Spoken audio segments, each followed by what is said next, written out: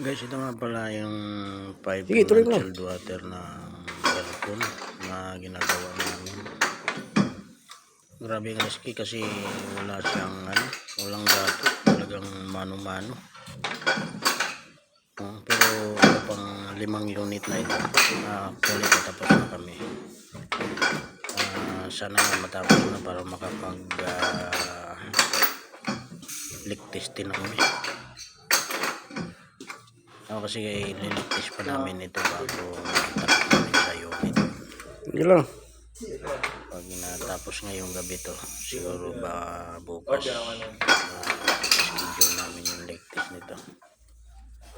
At pag naging okay, sana naman may walang may mulo.